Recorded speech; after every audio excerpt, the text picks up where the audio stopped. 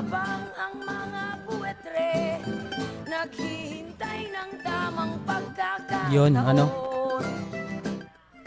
Meron na. Yun. Good morning po. Ano bang araw ngayon? January 29, Monday po. Last Monday of the month. Medyo may kaunti po kasing technical problem. Di po sa opisina. At parang napapakalma na mababait eh. Kaya yung mga mababait na yan, dapat yan ay binibigyan ng masasarap na pagkain ang kailangan dyan. Pero ngayon lang nangyari, kanina kasi si Boss Ed nagbalita rin siya live. Nawala din yung audio niya. Good morning po. Good morning kay former EA Executive Assistant Michael Atienza ng Block 6 ng SMB, Barangay SMB. Good morning. Good morning, Sir Michael Atienza.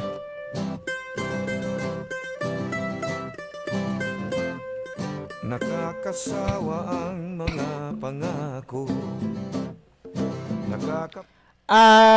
Ngayon po ay January 29, 2024 ini-invite po kayo ni Sir Arnel Mumug ng Barangay Camilmil para may palaban ata itong sina Mama Lois Conte Madrigal diyan sa kanyang tahanan mamayang alas 6 ng hapon diyan sa Barangay Baliti, Calapan City. Yun po ay yung Batang Camilmil batch 8788. Ay ini-invite ko kayo, celebration daw po ito nung karawan nitong si Mami Lois na nagdiwang ng karawan noong January 25. Belated happy birthday po. At syempre doon sa ilang mga kabatchmate na nagdiwang ng karawan ngayong January. Celebration po ito kay Rosemary Aquilisan, kay Irene Portesa, at saka dito kay Mami Lois. Magandang umaga po sa inyo at kayo ay yung Batang Camilmil batch 8788 ay may kaunti daw hong salo-salo mamaya diyan sa Barangay Baliti, sa residential area ni Mami Lois Conte Madrigal. Binalikat ang lahat ng pasanin, ngunit ang bunga ng ating pagsisikap. Kahapon medyo sobrang lamig. Mukhang yung bagyo kahapon ay 9.8 Celsius. Ay ngayon ang binabanggit ng Pag-asa nasa 9 degrees Celsius yung lamig. At hindi pa ako nakakaramdam ng gayong lamig kasi hindi pa ako nakakapunta lalo na sa bagyo. Nakapunta tayo dyan nung time ng anong edad baga natin, college pala, nung college tayo. Pero pagkatapos nun, wala na, hindi makapunta. Mahalo kasi ang pamasahe. Lalo pa ngayon. Correction po kahapon doon sa programa namin ni Sir Ed, saktong-sakto lang. Yung gasolina kasi nabanggit ko parang 2 pesos lang yung i-increase ngayon, ngayong week. Pero tataas po ang gasolina ng 2 and 80 centavos, 2 pesos and 80 centavos. Yung kerosene po ay 45 centavos at yung diesel po ay 1 peso and 40 centavos. Kaya po dun sa mga sa mga motorista mamaya bukas po ang alas 6 ng umaga ay magtataas na po ang presyo ng langis. Kaya ngayon pa lang kung meron ho kayong diyan natitira pang kaunting salapi sa inyong mga wallet, sa inyong mga bulsa, pwede na ho magpakarga. Sayang din po, malaki rin ho yung madadagdag. Imagine niyo po sa gasolina, nakailang rollback ba? Wari lang ito, wari pa lang ha. January pa lang ho, pero ito na yung rollback. Yung price increase ano. Yung rollback nung December nung December halos hindi natugunan kasi noon nagro-rollback 20 centavos, 10 centavos. Ang pinakamataas ata 80 centavos eh.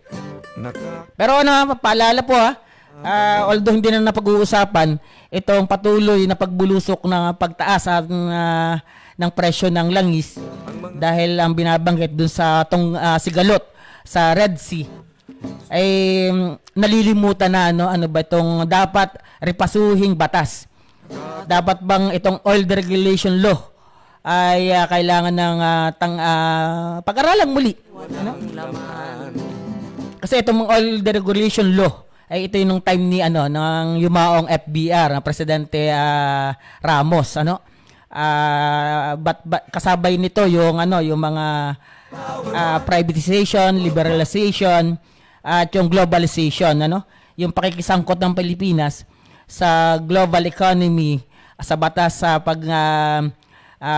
sa pang-ekonomiya ay mukhang lumala kasi imagine niyo dun sa privatization na nasa loob ng globalization ay kayang magmay-ari ng mga company ng 100% sa bansang Pilipinas kumpara nang wala pa itong mga privatization na ito at itong mga oil deregulation law na ito ay 80-20, 80 or 60-40, 60 ang sa Pilipinas, 40 ang sa foreign owned sa mga company. Ngayon po pwede na magmay-ari ng 100% ang mga company sa Pilipinas. Ng ating pagsisikap, Sinasarili lamang ng mga sakit. Medyo ho tayo yung pangkaraniwang mamamayan nabibigla doon sa mga balita Kung napanood nyo po kahapon yung prayer rally at saka itong bagong Pilipinas kick-off rally diyan sa Luneta. Yung prayer rally po ginanap naman sa Davao ay pinamunuan ho ito ng mga kilalang tao sa Pilipinas. Yung prayer rally sa Davao ay pinamunuan ng dating Presidente Digong Duterte. Mga buwetre. Ito ho ay prayer rally para labanan itong People's Initiative, itong pagbabago ng Constitution. Yun namang bagong Pilipinas, ganun din parang rally na itinatampok at pinupuri ang kanilang mga sarili kung ano yung nagawa nila, yung bagong Pilipinas. Parang promotion, pinopromote yung bagong Pilipinas. Sa tangke. Pero yung naglabas ang kagaya ng sinasabi na nakakabahala, nakakabigla na kung may mga ganitong dating pagtingin at investigasyon itong si former President Duterte na inakusahan na dating drug addict itong Pangulo ng Pilipinas ngayon at sinasabi niya na ayaw lang niyang sabihin dahil kakilala at kaibigan ang pamilya Marcos. Nakakabahala po na ibig sabihin nagsinungaling ka sa taong bayan. Samantalang dati-dati sinasabi mo na ang listahan mo at binabanggit mo sa listahan mo yung ang mga kilalang tao, yung mga private, mga official ng bayan, ng bansa, sinasangkot mo sa droga. Kung sinasabi mo ngayon na hindi mo sinabi na dating drug dependent itong si Pangulong Bongbong Marcos, nakakatakot yan. Nagsisinungaling ka sa taong bayan dahil hindi ka transparent para para ayusin mo yung bansa mo. At sinasabi naman ng PDEA wala naman daw sa list itong si Bongbong Marcos. Hinihintay natin yung gusto nating hintayin yung sagot ng Malacanang doon sa akusasyon ng pamilya Duterte doon sa naganap na prayer rally sa Davao. Kahit yung congressman si Paulo Duterte ay dismayado daw at hinamon pa na mag-resign na itong si Bongbong Marcos. At sinasabi nitong matandang Duterte ay baka daw mapagaya itong si Pangulong Bongbong Marcos doon sa kanyang ama na pinatalsik dahil sa people power. Awin tayo sa kalsada, May naniniwala pa baga? may sulong lang. Simple lang po dito sa banggaan sa pagitan ng ng Duterte at ng Marcos clan, Pasan, parang sila na lang ho yung naghahari at humahawak dito sa ating bansa. Kaya medyo nakakabahala po na tayo ang problema, maraming problema ang sambayan ng Pilipino, itong patuloy na pagtaas ng presyo ng mga bilihin at ito pa yung mga kalamidad at paparating pang mga kalamidad kagaya nitong El Nino hindi na po focus, parang umaaga yung pamumulitika sa bansang Pilipinas.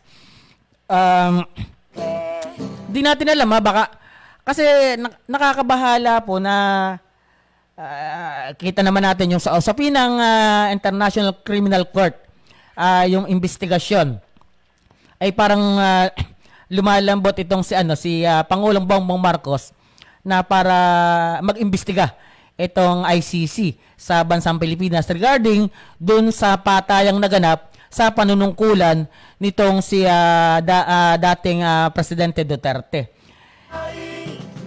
Pag kasi hindi na nakaposisyon sa gobyerno, wala nang immunity, pwede nang yun yung isang kinatatakot ni Senator Bato de la Rosa na dapat daw ay tumindig ng maayos itong Pangulong Bongbong Marcos para hindi makapasok itong ICC.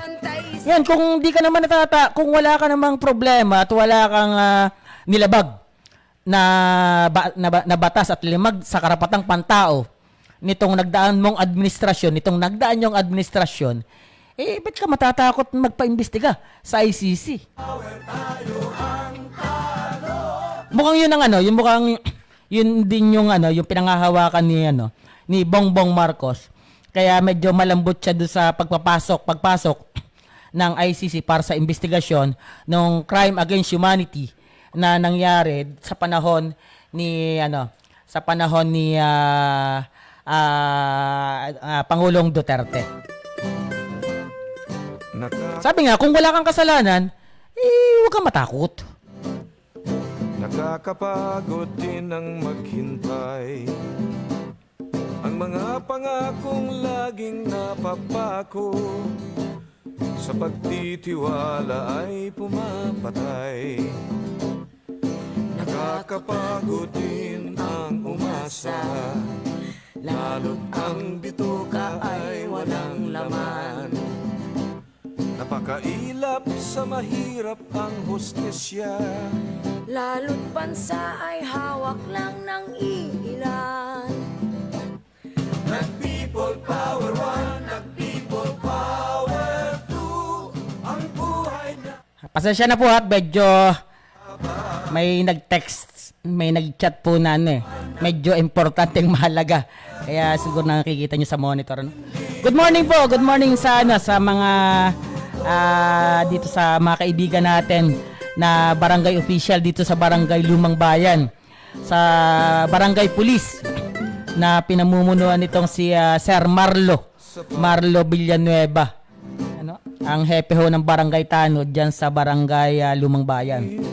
At syempre tayo tuloy-tuloy ang pagpapasalamat natin dun sa mga barangay official na nakikita natin sa mga kanto-kanto na nagkakabit ng mga street lights, congrats dito kay Konsehal Manny Mandigma. Nakita natin kanina kasama niya itong si Boss Junjun alias Tulingan na isa ring barangay tanod, napakasipag na barangay tanod. Nakita natin katulong nitong si Konsehal Manny Mandigma. At alam ko, pero ano naman yan pero yung mga barangay kagawad na yan at barangay official na yan, may mga ano yan, may mga sityo na kanilang tinotokahan. Ay nakita lang ho natin kanina, di syempre, itong si Sir Manny, si Konsehal Manny Mandigma. Ang sa tangke. At yung ilang mga konsehal, good morning po sa inyo. Kina Konsehal Porto, kay Saddam, kay Konsehal Saddam Porto, Ang mga kay Konsehal J. Montero, kay Konsehal Doris Montero, Dory Montero. Good morning po sa inyo kina Konsehal Ferrer at kay Konsehal Sanchez. Magandang umaga po sa inyo. At syempre hindi natin makakalimutan ang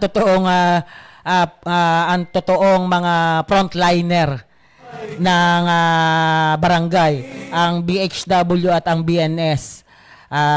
Magandang umaga po sa inyo. Sana ho'y pagpatuloy ninyo ang magandang ginagawa nyo lagi-lagi sa barangay. habang nag-aabang. Alam mo, maganda pag may ganong magandang komunikasyon sa barangay, yung mga pangkaraniwang mga mamay, yung kanilang mga constituent, malaya nakakapag-text, malaya nakakatawag sa ilang mga problema, maliliit na problema sa kanilang mga sityo kasi dumadali yung aksyon. Siyempre, nagpapasalamat tayo kay Kapitana Rowena Baby Weng Bunilla Magnayi. Magandang umaga po sa inyo.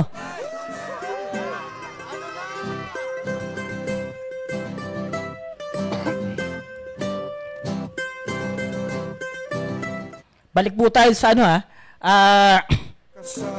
medyo na ho tayo na nababahala na ang pinag-uusapan sa bayan natin ay yung dalawang clan, yung Duterte and Marcos, na parang na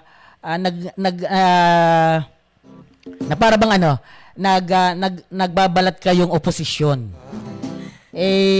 Baka oposisyon lang po sa usapin ng panunungkulan. Hindi oposisyon sa usapin ng mga batas at patakaran na para sa mamamayan. Kaya tayo, alam ba, ito po, may sigalot na, Ibig sabihin, wala na yung unity team. Disunity na nga lang daw po Wala na po yung unity team. Lagas ng unity team.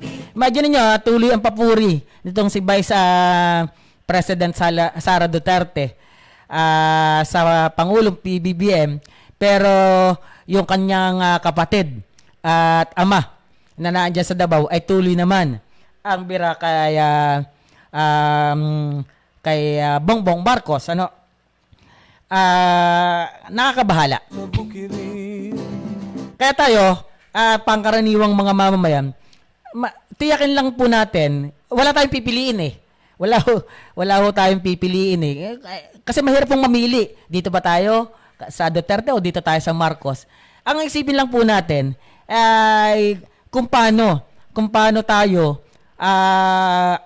may ilantad itong kahibangan ng mga politiko na ito na lahat yan ang magsasuffer tayo Kung hindi ho tayo kikilos sa panahong ito, tayo ang magsasuffer ho nitong problema ng dalawang pamilya, dalawang malaking politikong tao na pamilya dito sa Pilipinas. At kung tayo ho ay basta na lang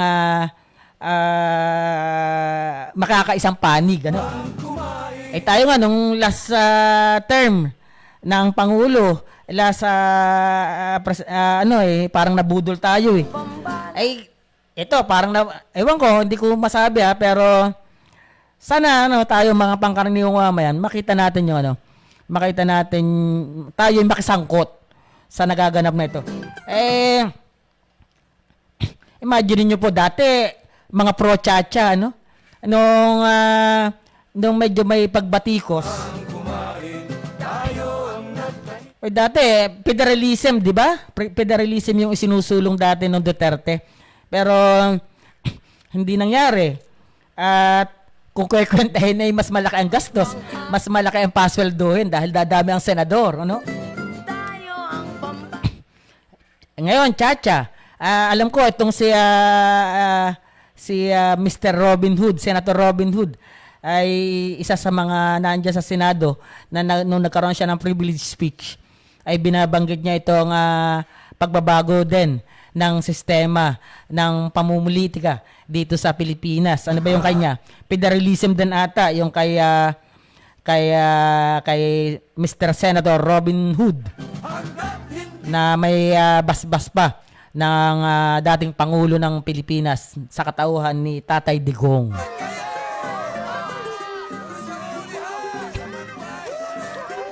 Sasabihin po ng ibang tao at saka ng iba nakikinig, wala din naman mangyayari sa magsasalita ka dyan.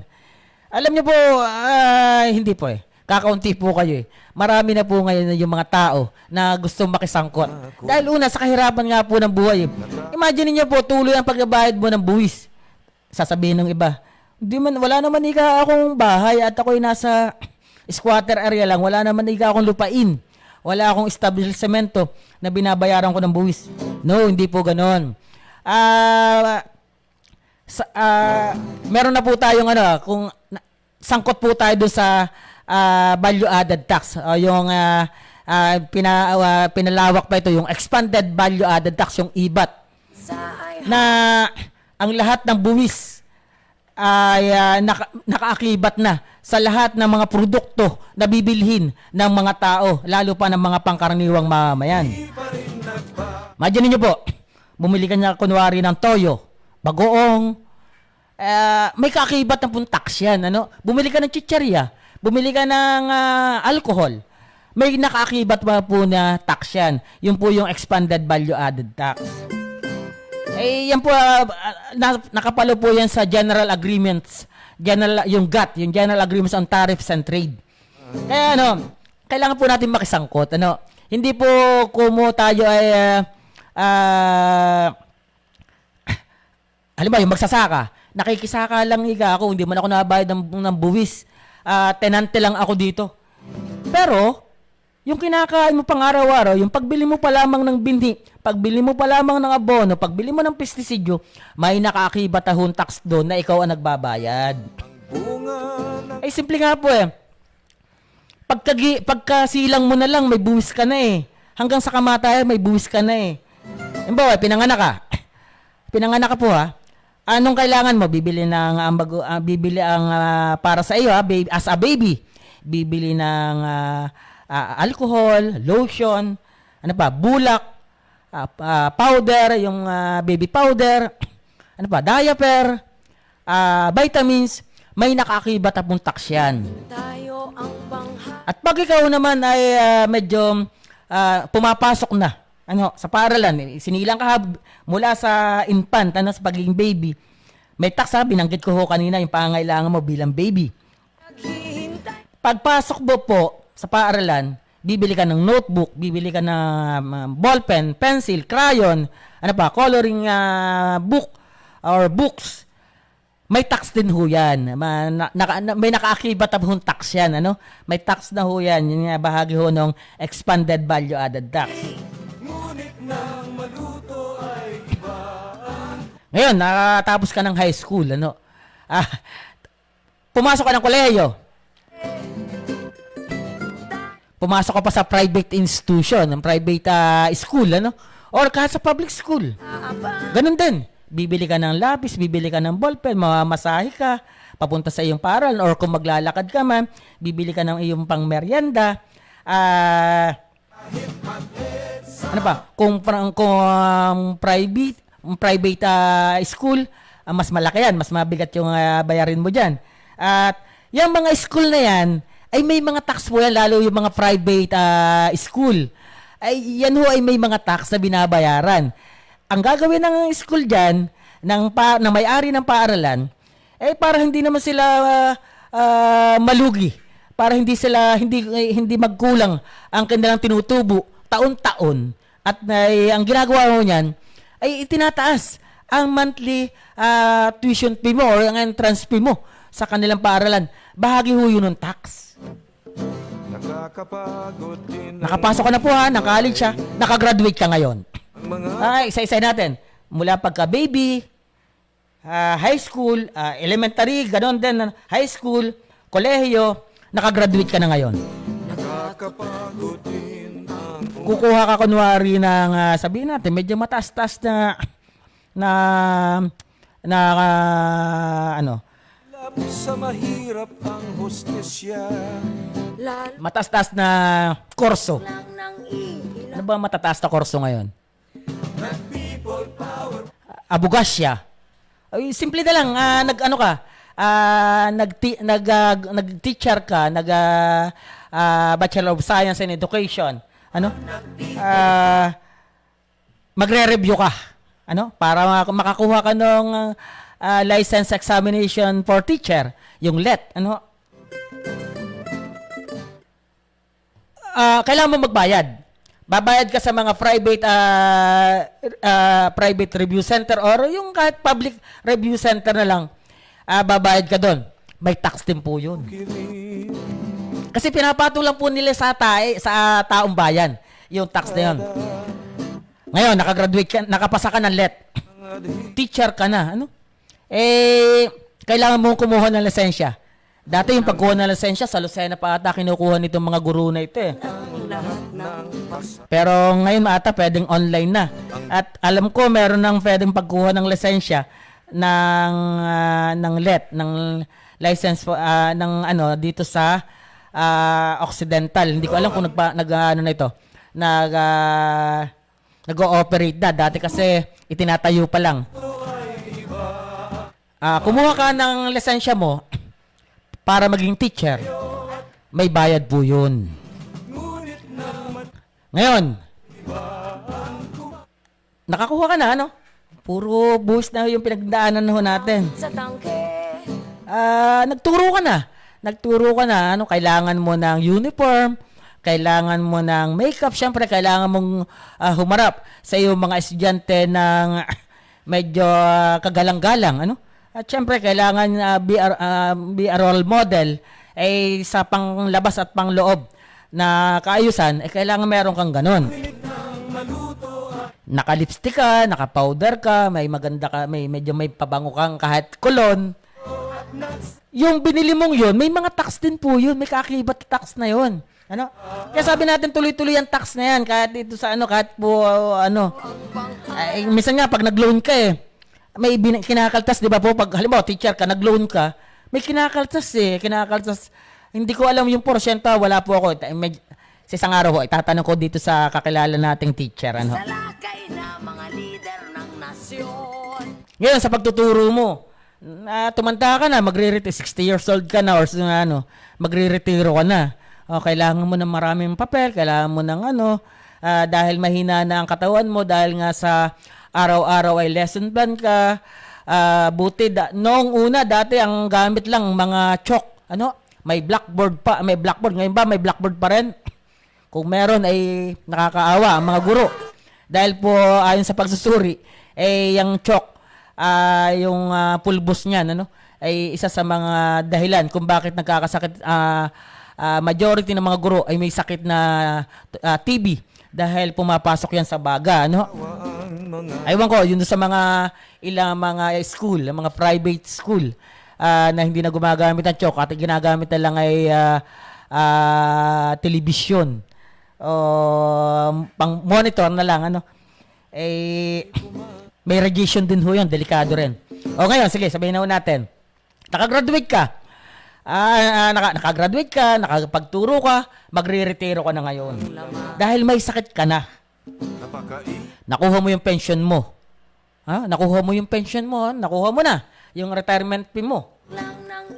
Ay dahil ikaw ay may sakit na bilang teacher, dinala ka ngayon sa ospital para magpagamot. Naubos lahat. Yung retirement pay mo dahil sa iyong karamdaman, dahil gusto mong gumaling. Ikaw baga naman, may pera ka, teacher ka, nakuha mo na yung retirement pay mo. Papayag ka ba, daling ka na lang, halimbawa dito sa atin sa Mindoro, payag ka, dadaling ka lang dyan sa provincial hospital na alam natin na medyo hindi maganda yung serbisyo. At kumisan nga ho, nagkukulang pa ng betadine. Nung last year yan nakita natin yan kahit noong time ng pandemic. At nakikita din natin kumisan na yung iba, naghihingalo nandun pa sa lobby, wala pong nag-aasikaso. May sulong lamang. Ngayon, ikaw, halimbawa, nagkasakit ka na, retired teacher ka, magpapagamot ka, dahil may sakit ka ng tuberculosis. Siyempre, pupunta ka doon sa mga private hospital, yung mga dekalibreng hospital. Ng ating pagsisikap. Yung sinasabi nitong si Sergio Luarca na ngani diyan pala sa Kalapan ay parang ginto ang sinulid. Ay nabanggit ho nung kaibigan natin, parang sobrang mahal ng pagpapa-ospital. Ngunit nang maluto ay iba. Di ganun po, syempre, private hospital ka. Yun, tayo na, balik po ulit tayo. Yung private hospital po, nagbabayad po yan ng buwis. Yearly, lalo pa yung mga private hospital na yan, At yung mga doctors po na yan, nire-renew din ata. Ata baga? Hindi, alam ko yung po nila, nire-renew nila yung profession nila, yung as a doctor, Yung teacher, ganun din. Yung lawyer, ganun din, nire-renew nila yung kanilang profesyon.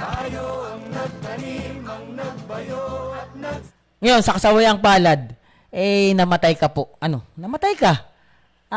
Mula pagkasanggol, yung sinasabi ko ang tax, yung buwis na binabayaran natin, na nakikinabang lamang naman ay itong mga korap na mga politiko. Ito yung tax natin mga kaibigan, ipinapasok natin yan sa kabangbayan ng bansa natin. At yung tax na yan ay gagamitin dapat sa serbisyo para sa mga mamamayan, ibabalik sa mamamayan. At itutulong sa mamamayan, sa mga infra, sa mga ayuda. Sige. Namatay na si teacher, Namatay na si teacher. Mula sa baby, naging teacher, namatay si teacher. Bibili ka ngayon po ng kabaong. Bibili ka ng kabaong, bibili ka ng yung namatay na, yung namatayan. Ubos na ubos nga Ubos na ubos yung retirement fee niya ng teacher, Siyempre, yung mga anak, yung mga ang magsasuffer nito. Namatay na. Dadalhin mo siyempre yan sa punerarya. Bibili ng kabaong, bibili ka ng biskwit, bibili ka ng kape. Yung iba, 3-in-1 pa. May kapeng barako naman, Bibili ka ng bulaklak. Pa po? Bibili ka ng kandila. Yan pong lahat yan na yan ay may tax. May buwis yan. Yung punerarya po, yan? Nagbabayad din ho rin yan ng tax sa sa gobyerno. May tax ho yan. Yan establishment ho yan Isa hong Isa hong business Ang business yan, yan po nila, isang uri ng business, nagbabayad ka ngayon ng tax dyan. Sa barangay hanggang sa BIR o sa city o sa lungsod o sa municipality, sa LGU hanggang sa BIR. Nagbabayad ka po ng tax dyan. Ngayon, patay ka na nga. May buwis pa rin ho, Ngayon, dahil sa hirap naman ng buhay mo bilang teacher, namatay ka ng walang-wala at nagkautang-utang pa ang iyong iniwan ng iyong mga anak. Teacher lang po yan, Sinasabi ko, teacher lang po yung ating hinahalimbawa. Namatay. Nagkautang-utang ang iyong iniwan ng mga mahal sa buhay. Inilibing ka lang ngayon doon sa mga apartment. May sulong lamang. Yung mga apartment po, alam ko po, after 10 years, kailangan mo rin mag-renew nung kailangan mag-renew ng inyong anak doon sa pinaglibingan na apartment nung inyong mahal na sa buhay ni teacher. Sorry po, good morning po sa mga teacher na nire-respeto natin at iginagalang. At ito ang mga buhay na bayani. Ito ang isa sa mga may ihahalin tulad nating mga buhay na bayani. Ito mga guru na ito. Nasa apartment. Kailangan mo mag-renew ng pamilya ni teacher para hindi ka tanggalin diyan. Kasi pag hindi ka nag-renew after 10 years, tatanggalin na po ang buto ni teacher. At yan ay pagsasama-samahin na doon sa mga hindi nagre-renew, pagsasama-samahin na sa isang lugar para doon na lang ililibing. Imagine niyo po yun yung buwis na ibinabayad natin. Pagkasilang mo hanggang kamatayan, nagbabayad ka ng buwis. Ganun po ang bansang Pilipinas. Kaya tayo, pangkaraniwang mamamayan, wag po tayong walang pake. Tingnan mo natin yung ganong setup, nangyayari sa bansa natin. At yung sinasabi ko nga po, itong nangyaring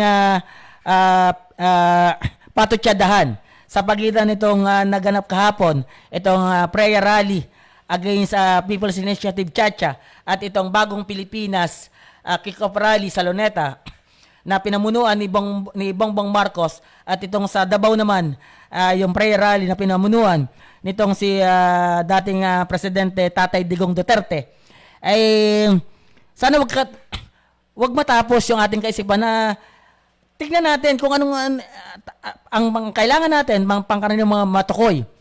Kung hindi ho tayo dapat pumili, kita na naman natin yung ginawa na nila.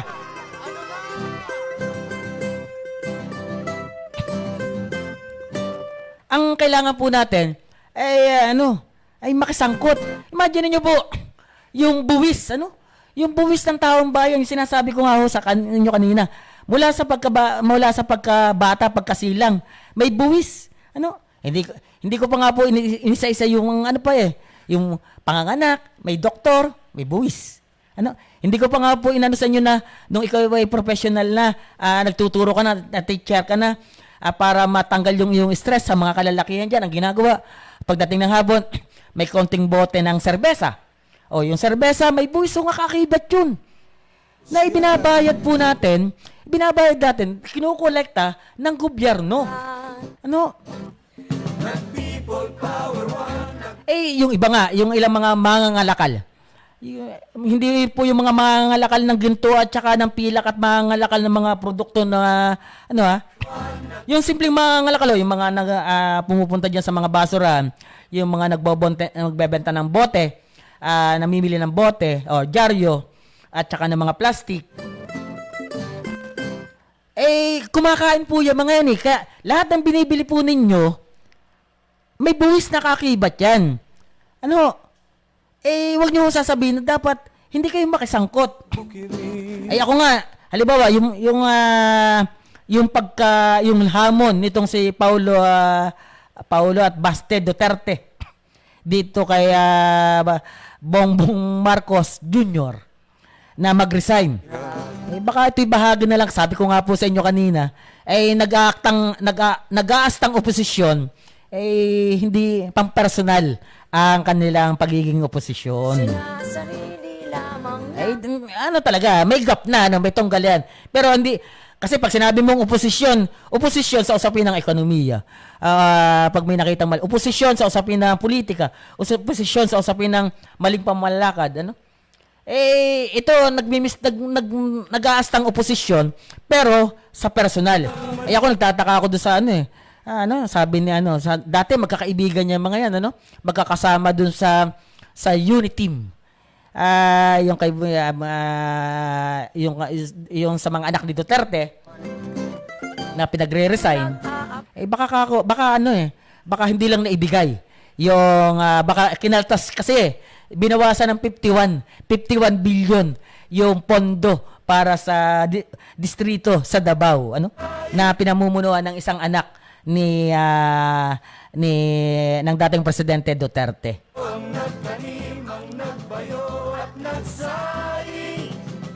Imagine niyo po samantala dati sila mga may panawagan na baguhin ng konstitusyon, kailangang repasuhin. May binabanggit pa para medyo malabnaw economic provision. Ngayon sumusulpot na yung political amendment. Kaya medyo nakakabahala na kung ang taong bayan, kung wala po tayo na may ibigay na impormasyon sa mga mamayan, ay nakakaawa ho tayo. Kasalanan ho yan. Kasalanan ho yan na tayo ay hindi makisangkot o makialam sa nangyayaring problema, sigalot dito sa ating bayan.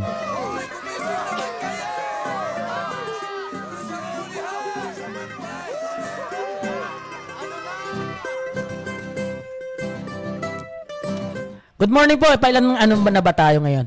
Good morning po. Dito tayo sa Mabuhay Mindoro. Patuloy ang ating paalala sa ating mga kababayan, sa ating mga kaibigan na itong sa patinding lamig at abutin pa daw ho ito hanggang first week ng February or second week ng February.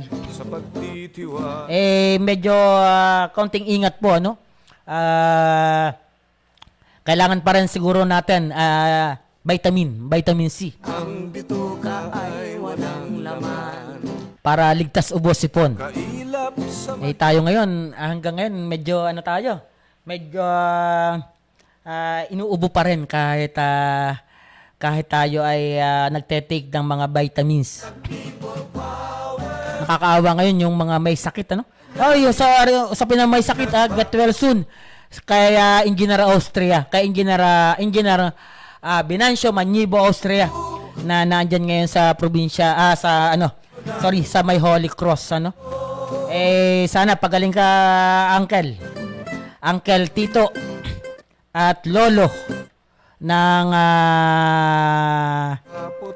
kanyang mga apo. pabrika Get well soon, pagaling ka Tito Ben Binancio Austria. sa bukirin. At syempre, good morning po. Tayo yung nagagalak at nagbanding ayun ko salamat sa kabila ng pinagdaanan. At tayo parang lumalaya. At tayo naman nakikisimpatya lang dito sa ating mahal na tiyuhin kay Engineer Austria na nagkaroon nga ng karamdaman. Bigla-bigla po kasi parang pulmonya ata itong sakit ni Engineer Austria. Dahil sa pagmamahal ng kanyang mga kapatid na dati rin ay may sigalot parang Marcos at Duterte clan din ang tunggalian ng Pingkian. Ngayon kahapon tayo ay natutuwa at nagagalak na magkakasama silang nananalangin para sa ika-recover at mabilis sa paggaling ng kanilang kapatid na si Engineer Binancio Austria. Maraming salamat po. Sana ay tumatanda na rin naman. Magsama-sama. Hindi ho pwede na lagi-lagi ay mapagmataas. At hindi lagi-lagi ay mainggitin, mahiliin. Ang kailangan ho natin ngayon ay pagmamahalan. Sabi nga, sa Pilipinas daw, pag yung kahanggan mo ay umaasenso, ay may naiinggit. Tayo dito sa MIB4 Online Radio sa Pilipinas at sa Mabuhay Mindoro ay nagsasabi na ipanalangin po natin ang ating mga kahanggan, ang ating mga kaaway, ang ating mga mahal sa buhay na umasenso, umunlad at walang sakit, walang karamdaman para mababiyayaan tayo ng isang maayos ding pamumuhay. Bang ang mga puwetre, bantay sa lakay na mga lider. Siyempre magandang umaga po dyan sa aking mga ninong at ninang. Sa ninong Ninong Rolando Manibo Austria, sa ninang Hinya Alulod Austria. Siyempre sa aking mga pinsan kay Kuya Roel, kay Ate Baby, kay Kuya Ben, kay Ate Dory. Ano bang apelyido ngayon ni Ate Dory? At siyempre sa mga tiyuhin natin, sa mga ninong-ninong natin dyan, sa Kakaho ang tawagan namin yan kay Kakang Antonio, dating konsehal ng Barangay Malad, Antonio Austria. At syempre kay sa tiyahin namin, kay Tita Tessie, Agdan Austria, na kahit may edad na ay patuloy ang pag-aalaga sa kanyang mahal na asawa, kay former councilor Antonio Austria. Mga may edad na rin po kasi. Siyempre sa kina Ninang Sili at kina Ninong Binding Virgilio, Austria. Magandang umaga po kina Kuya Bencio at Kuya June, Austria. Good morning po dyan sa inyong basa barangay Malamig. May nakalimutan po baga ako? Siyempre, hindi ko natin makakalimutan na Ninang Pinay, ano? Na i-celebrate kahapon ang birthday ng ating ang pinakamabait naming tiyuhin, ang Ninong Himi na pumanaw na, ano, happy birthday in heaven, sabi nga. Yan naman ay kahit nung nabubuhay pa ay pinaghahanda ng kanyang mga anak at ng kanyang mga pamilya. Siyempre, hindi ko na isa-isa yung aking mga kamag-anak, ang aking mga pinsan dyan. Kay Joriel, kay Andrew, kay Ethel, kay Bano, kay Bata. Magandang umaga po sa inyo.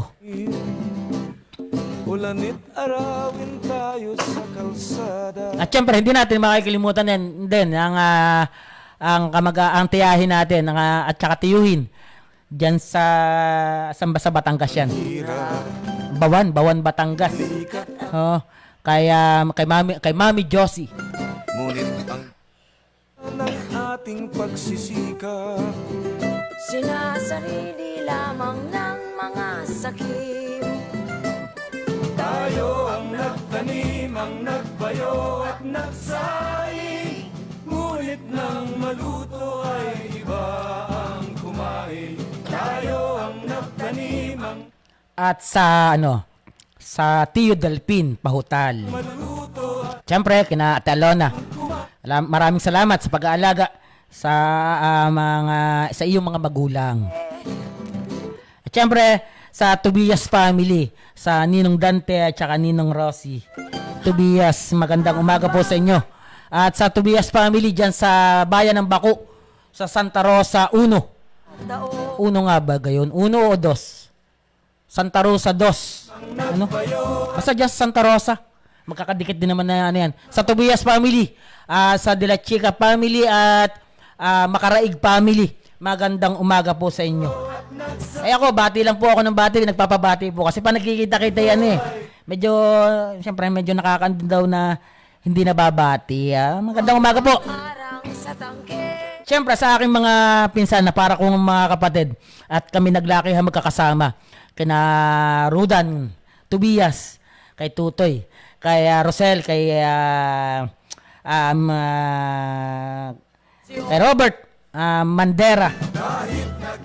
Siyempre kay Roxanne at kay Maynard Batara. At siyempre sa aming matandang bunso-bunso kay Maria Rosette, Austria Tobias. At siyempre kay medyo malayo ito ngayon, nakasakay ito ng barko, kay Rodney. Kay Rodney Tobias, ingat ka dyan lagi, Totoy. Magandang umaga kung nasaan ka mga lupalop ng mundo. Ay ingat ka lagi at malamig ang panahon.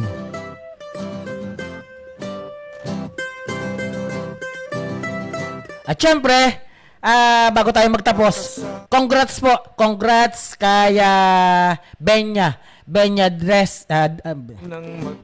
Dris Mendoza na ipag-iisang dibdib. Hindi ko alam kung sino mapangasawa nitong pinsan nitong kamag-anak natin ito. Congrats kay Jubenya Dris Mendoza na mag-iisang dibdib. Hawak lang. Bukas ata sa ipakakasal sa Huwes. Sana'y maging maligaya ang inyong pagsasama at mabiyayaan ng tubo ang Tita Beth Mendoza na nagdiwang ng kaarawan naman kahapon. Belated happy birthday po, Tita Beth Dris Mendoza ng Barangay Nakoko, Calapan City.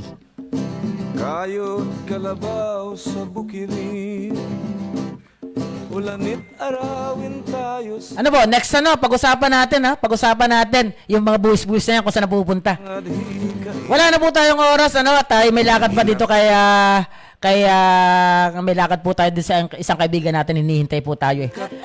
Magandang umaga po. Ang programa po ito ay patuloy nyo mapakinggan tuwing Monday and Wednesday sa ating programang Mabuhay Mindoro. Ito po ang inyong lingkod, Omar Clergo. Kami po ay bumabati sa inyo. Kami po ay naglilingkod sa Diyos, sa tao, sa kalikasan at sa mamayan. Magandang umaga po.